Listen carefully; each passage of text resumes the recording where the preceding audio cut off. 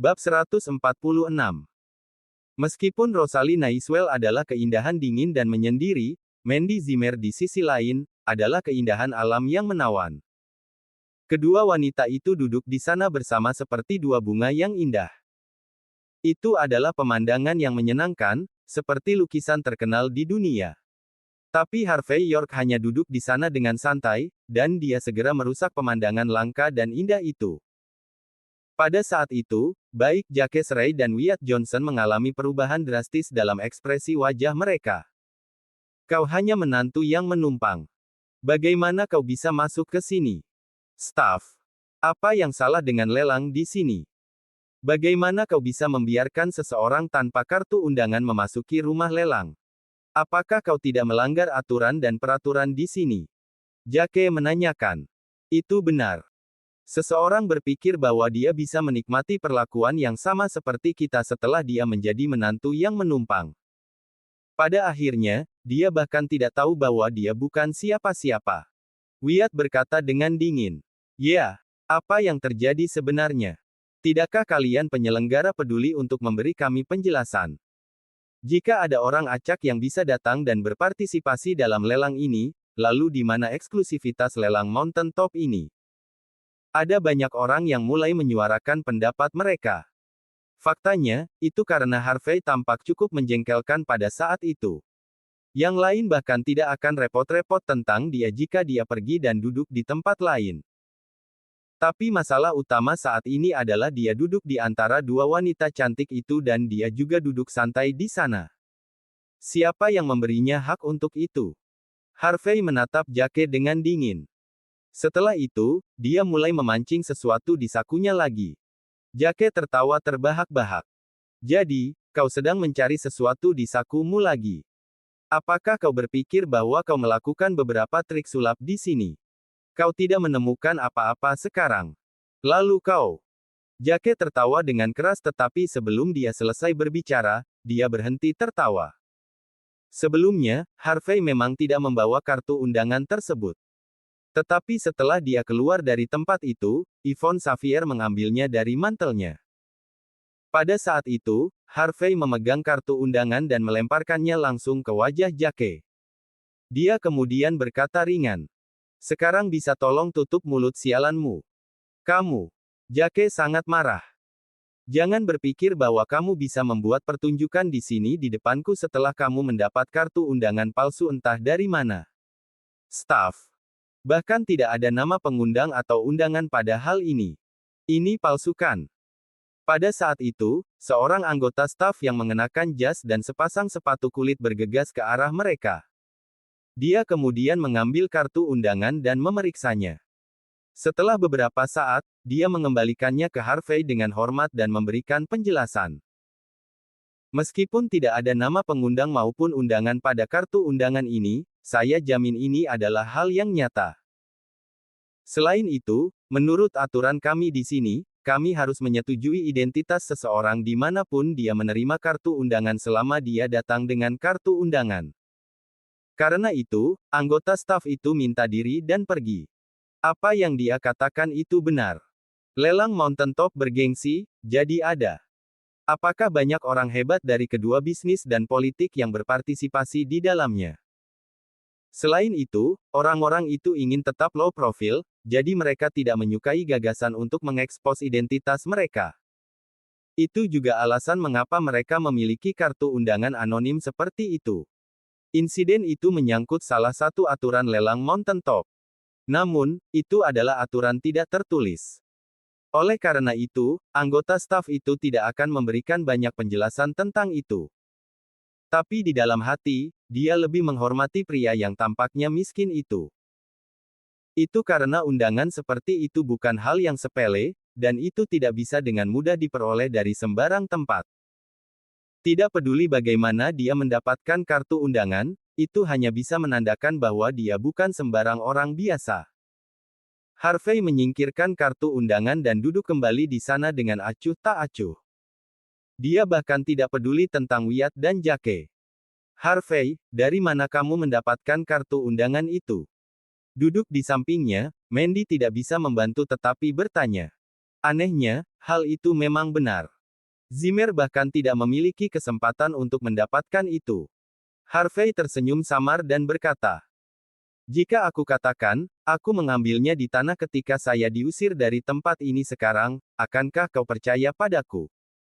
Mandy tertegun untuk sementara. Bagaimana bisa seperti itu? Dia hanya bisa berpikir bahwa dia merasa lebih sulit untuk melihat melalui Harvey sekarang. Dia bahkan tidak tahu apakah Harvey mengatakan yang sebenarnya atau tidak. Dia hanya bisa menyimpulkan bahwa Harvey terlihat sangat misterius pada saat itu. "Apakah kau mengambilnya? Bajingan yang beruntung. Tetapi bahkan jika kau memang mengambilnya, kau masih tidak berguna di sini jika kau miskin." Wyatt berkata dengan dingin.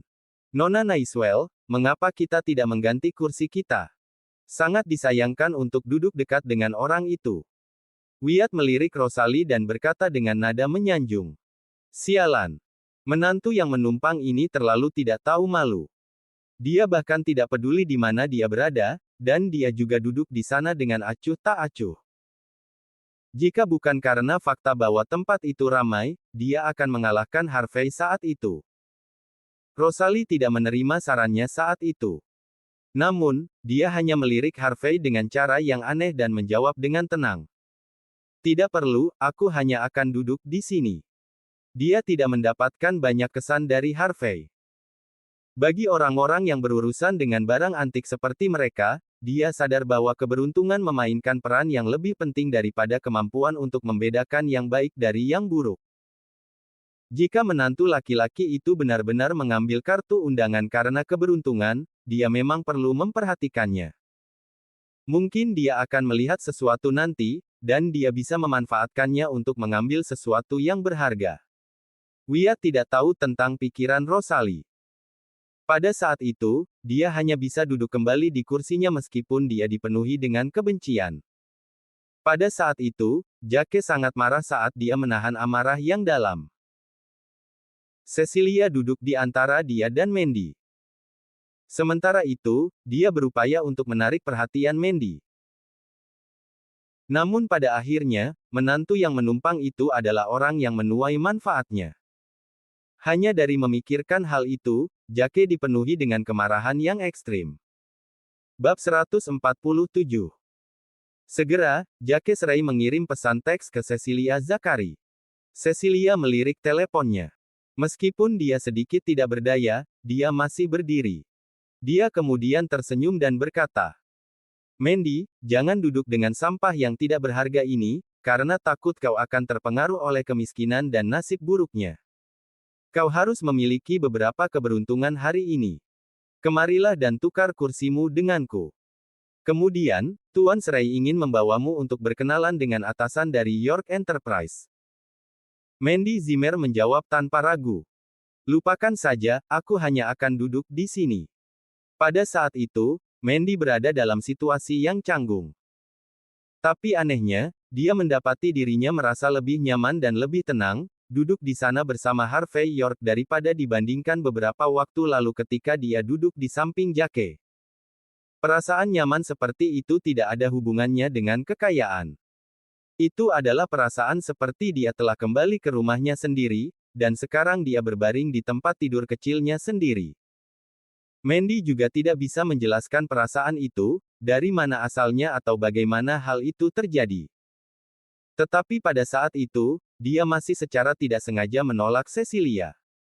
Cecilia menjadi sangat marah sehingga dia menginjak kakinya. Namun, dia tidak bisa berbuat banyak tentang hal itu dan berusaha untuk tidak menunjukkan kekesalannya. Oleh karena itu, dia duduk kembali di kursinya dan memelototi Harvey dengan tegas. Dia kemudian berkata, "Kau hanyalah sampah yang tidak berharga.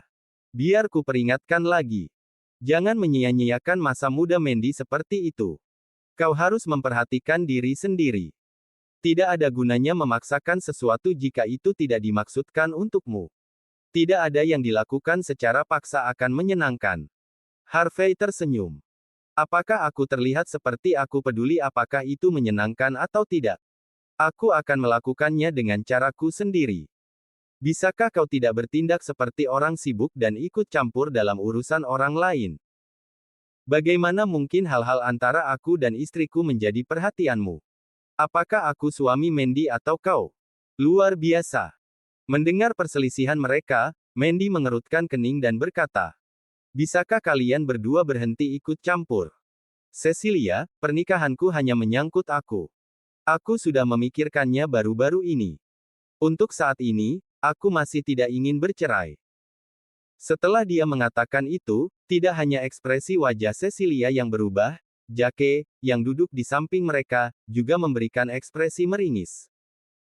Jika Mandy tidak melalui perceraian, apakah itu berarti dia tidak memiliki kesempatan? Harvey, kau akan pulang malam ini. Mandy tidak peduli tentang yang lain tetapi melanjutkan untuk bertanya dengan ragu-ragu. Harvey memikirkan hal itu untuk sementara waktu. Dia kemudian berkata, tentu. Biar ku antar kamu pulang malam ini. Mandy tampak bahagia tetapi di sisi lain, Cecilia tiba-tiba tertawa dingin. Apa kau ingin mengantar Mandy pulang? Apakah kau tahu berapa harga pakaian Mandy? Apakah kau berencana untuk berjalan pulang denganmu? Kami datang dengan mobil Tuan Serai hari ini, jadi jelas kami harus pulang dengan mobilnya juga, benar kan, Tuan Serai? Cecilia mengedipkan mata pada Jake. Jake tertawa dan berkata, itu benar, Nona Zimmer. Aku masih ingin membawamu untuk berkenalan dengan atasan dari York Enterprise nanti saat pelelangan selesai. Jika kamu tidak ingin pergi bersama kami, jangan salahkan aku jika kamu melewatkan kesempatan seperti itu. Dan juga, kau tahu bahwa CEO baru dari York Enterprise adalah orang yang misterius seperti yang menyimpan profil yang sangat rendah. Jika bukan karena aku, akan sangat sulit bagimu untuk bertemu dengannya. Awalnya, Harvey tidak berencana mengungkap kebohongan Jake. Tapi setelah mendengar itu, dia tidak bisa menahan diri, dan dia tertawa terbahak-bahak. Menantu menumpang. Kenapa kau tertawa? Ekspresi wajah Jake menjadi sedikit dingin ketika dia mengatakan itu. Menantu yang menumpang ini sangat menjengkelkan. Jika bukan karena fakta bahwa mereka berada di kesempatan seperti itu, Jake ingin mengalahkan Harvey dengan sangat buruk sekarang. Awalnya, aku tidak ingin tertawa. Tapi aku hanya ingin bertanya tentang satu hal. Kau mengklaim bahwa kau tahu atasan dari York Enterprise. Dan dari hal-hal yang kau katakan, kau bahkan tahu CEO baru mereka. Maka kau pasti akan tahu siapa namanya bukan? Harvey tersenyum dan berkata, tentu saja saya lakukan. Jake mencibir. York Enterprise adalah perusahaan milik York dari South Light. Tentu saja, CEO baru mereka memiliki nama keluarga York. Berbicara tentang itu, Jake tertawa dingin dan berkata, kamu memiliki nama keluarga yang sama dengannya. Tapi bagaimana bisa ada perbedaan yang sangat jauh antara kalian berdua? Dia CEO, tapi kau hanya menantu yang menumpang. Bukankah kamu menyatakan dengan jelas? Siapa yang tidak tahu bahwa CEO baru memiliki nama keluarga York? Aku bertanya siapa nama depannya. Jangan bilang bahwa kau bahkan tidak tahu tentang itu. Harvey tersenyum samar dan berkata, kau, mata Jake berkedut. Dia memang tidak tahu apa nama CEO baru perusahaan York itu. Pada saat itu, dia berkata dengan dingin. Siapa kau? Apa kau bahkan memiliki hak untuk mengetahui nama CEO baru perusahaan York? Jadi, apa yang dapat kau lakukan bahkan setelah kau mengetahui namanya? Jika kau pergi dan membersihkan kamar kecil untuk mereka, aku yakin mereka bahkan tidak menginginkan Anda. Seseorang tertawa terbahak-bahak. Di sampingnya, Cecilia tiba-tiba tertawa terbahak-bahak. Apa sih yang kamu tertawakan? Jake berkata dengan marah. Cecilia menutup mulutnya dan berkata, Tuan Serai, tolong jangan pedulikan aku. Aku hanya merasa bahwa kamu memang cukup mengagumkan. Aku mendengar dari Zack dan mengetahui bahwa orang ini memang bekerja sebagai pembersih di York Enterprise. Dia kemudian tertawa terbahak-bahak. Tidak pernah terpikir olehku bahwa kamu memiliki kemampuan seperti itu. Jake tersenyum samar. Harvey berkata dengan tenang. Aku memang bekerja di York Enterprise, tapi saya bukan pembersih. Lalu apa pekerjaan yang kau lakukan di sana? Jangan bilang bahwa kau adalah CEO dari York Enterprise. Seberapa gila itu? Jake tertawa dingin. Apakah itu berarti kau tidak mengenal CEO York Enterprise? Kata Harvey. Tentu saja saya tidak mengenalnya. Kau. Jake mengatakan secara tidak sengaja. Setelah realisasi, ia dipenuhi dengan amarah yang mendalam karena penghinaan. Beraninya menantu ini menipuku. Bab 148. Sayang, sepertinya kau tidak harus pergi dengan pembohong ini malam ini. Karena dia tidak mengenal CEO York Enterprise, maka dia tidak berguna. Mengapa aku tidak membawamu bersama besok untuk bertemu teman sekelasku Yvonne? Itu mungkin jauh lebih efektif. Harvey York berkata kepada Mandy Zimmer. Benarkah? Bagus sekali. Mandy tampak sangat gembira. Yvonne Xavier adalah sekretaris CEO perusahaan York. Jika mereka bisa berhubungan dengannya, akan jauh lebih mudah untuk mengenal atasan manapun di sana. Ekspresi wajah Jake Serai sedikit memburuk. Tapi Cecilia Zakari menggelengkan kepalanya sedikit, menunjukkan kepadanya bahwa dia jelas salah mengatakan. Dia tidak akan bisa membalikkan situasi tidak peduli apa yang ingin dia katakan. Pada saat itu, rumah lelang segera dimulai. Pada akhirnya, ada sekitar 1.000 orang.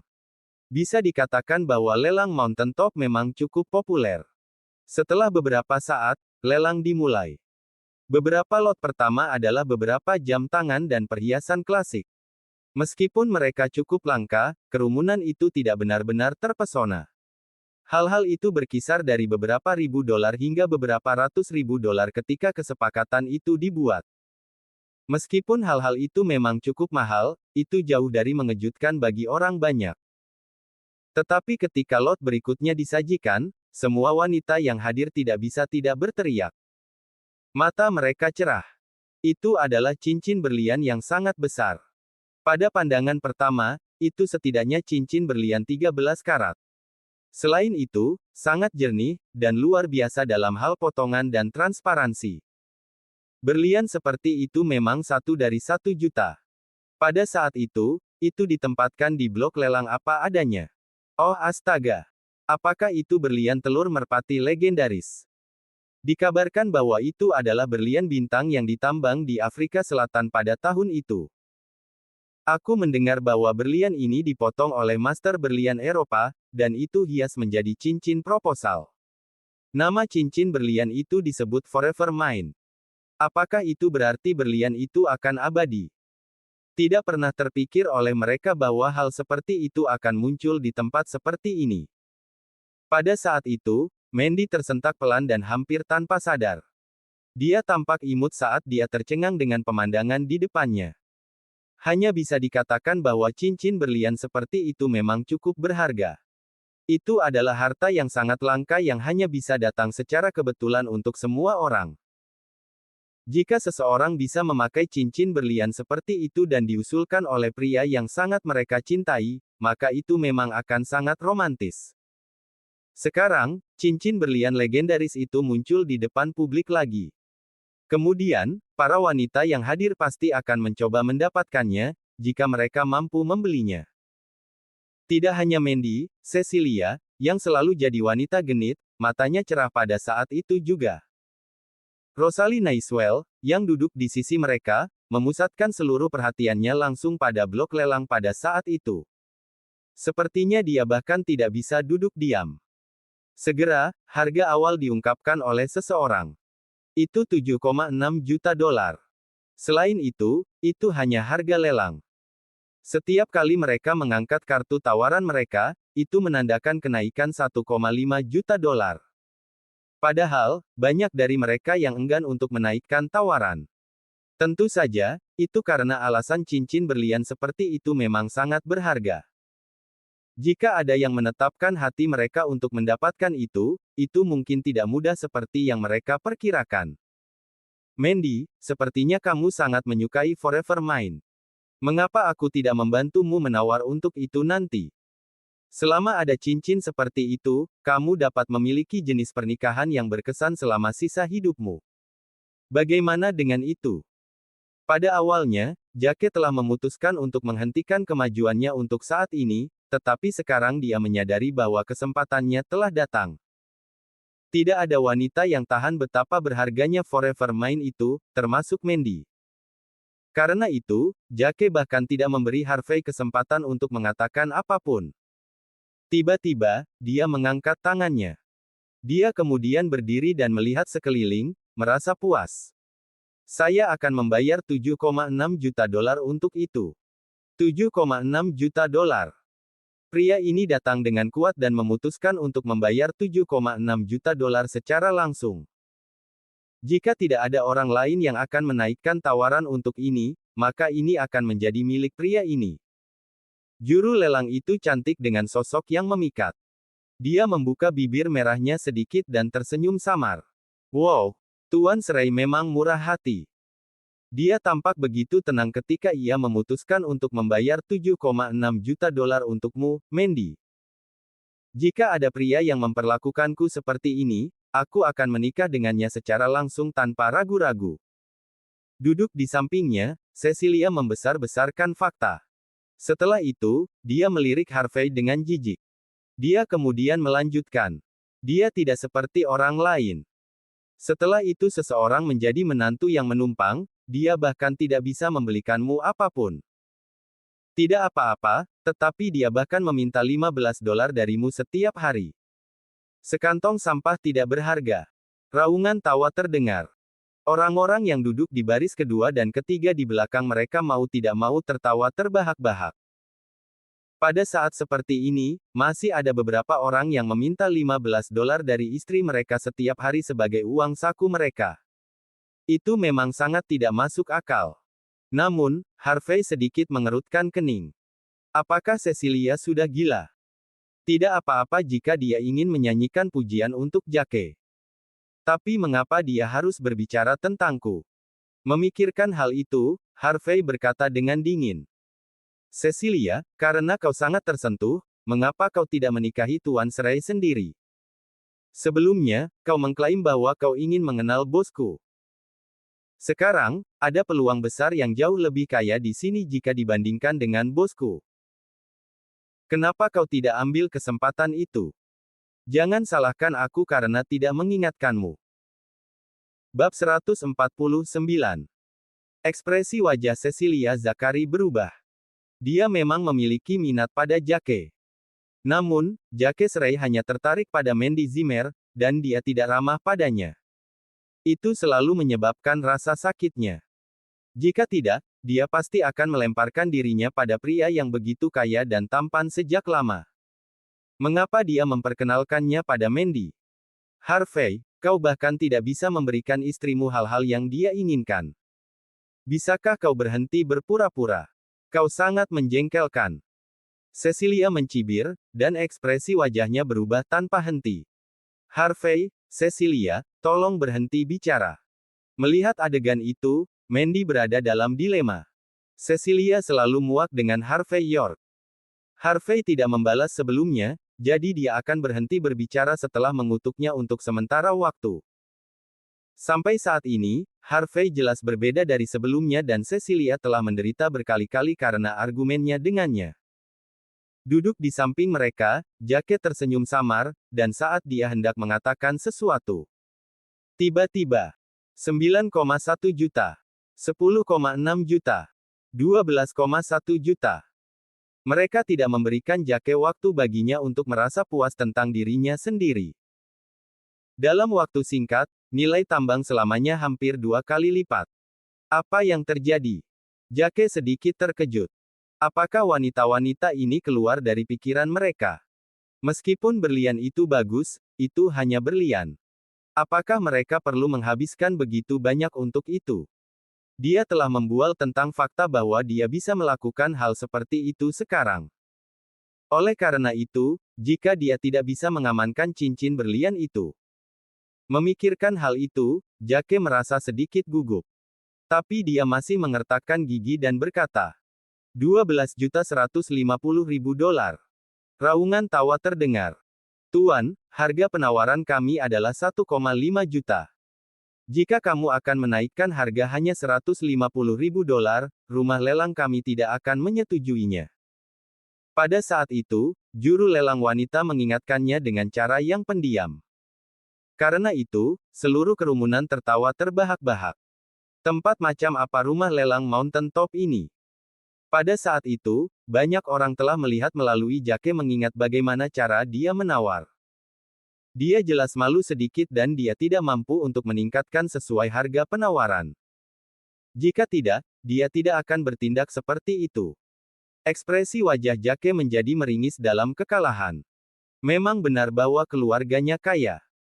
Tetapi dana operasi yang dimilikinya sangat terbatas, dan tidak mungkin baginya untuk membelanjakan secara berlebihan tanpa batas. Tepat ketika ekspresi wajah Jake berubah, Rosalie Naiswell, yang duduk di baris pertama, membuka mulut kecilnya sedikit tiba-tiba. Dia kemudian berkata dengan tenang. $13,6 juta. $13,6 juta. Wanita di sini menawarkan $13,6 juta. Juru lelang wanita menjadi bersemangat. Rupanya, juru lelang wanita bisa mendapatkan beberapa komisi dari proses lelang. Meskipun hanya untuk 1%, dia sekarang bisa mendapatkan $130.000. Dia bisa menggunakan uang sebanyak itu untuk membeli rumah. Bagaimana mungkin dia tidak bersemangat tentang itu? Pada saat yang sama, banyak orang menyadari bahwa Rosalie lah yang menawar lot itu. Dia adalah seorang wanita yang memiliki kartu hitam Amex. Selain itu, hampir semua orang dari kelas atas di County of South Light tahu siapa dia. Pada saat itu ketika dia menyuarakan, itu hanya bisa berarti bahwa dia pasti akan mendapatkan semua itu. Jika yang lain bersaing dengannya untuk hal itu, mereka hanya berusaha melawannya. Pada saat itu, Jake tertegun saat dia berdiri di sana. Dia sangat tidak berdaya karena dia tidak tahu apakah dia harus berdiri atau duduk sekarang. Jika dia terus menawar untuk itu, dia hanya bisa menawarkan $15 juta. Jika dia berani menawarkan harga seperti itu untuk membeli cincin berlian, ayahnya di rumah pasti akan memukulinya sampai mati. Selain itu, pasti akan mengusik Naiswell. Duduk di samping mereka, Mandy menyaksikan seluruh adegan. Dia berkata dengan lembut. Tuan Serai, kamu benar-benar tidak perlu membeli cincin berlian itu. Aku tidak akan menerimanya. Tidak ada gunanya bahkan jika kamu menawar untuk itu. Meskipun Mandy mengatakan hal seperti itu, dia masih tidak bisa mengalihkan pandangannya dari Forever Mine. Dapat dikatakan bahwa secara harfiah setiap wanita akan terpesona oleh cincin berlian itu. Tapi Mandy tahu betul bahwa dia tidak punya hak untuk membeli cincin berlian itu sekarang. Bukan hanya dia, bahkan Zimmer tidak bisa mengumpulkan uang sebanyak itu. Adapun Jake, dia tidak akan menerima cincin itu meskipun dia mendapatkannya di akhir. Bagaimanapun, dia tidak punya niat untuk menceraikan Harvey untuk saat ini. Mandy, mari kita lupakan karena kamu tidak menyukainya. Jika kamu menemukan sesuatu yang kamu suka nanti, jangan katakan padaku. Aku pasti akan membelinya untukmu. Jake diam-diam bernapas lega. Dia hanya menemukan dirinya semacam alasan untuk keluar dari situasi canggung itu. Dia juga menghapus keringat dinginnya. Jika Mandy mengklaim bahwa dia menyukai cincin itu, dia tidak benar-benar tahu apa yang harus dia lakukan tentang itu. Raungan tawa terdengar. Permisi. Aku benar-benar tidak bisa menahannya lagi. Harvey tidak bisa menahan tawanya. Aku benar-benar tidak ingin tertawa. Tapi Jack ini atau sesuatu, bisa tolong melakukan seluruh acara sampai akhir karena kau benar-benar ingin bermain berpura-pura. Bisakah kau tolong jangan menyerah di tengah jalan? Jika kau tidak punya uang, jangan membual tentang dirimu seperti itu, oke? Pada saat itu, Harvey tidak bisa menahan diri lagi dan berpikir. Apakah orang ini sudah gila?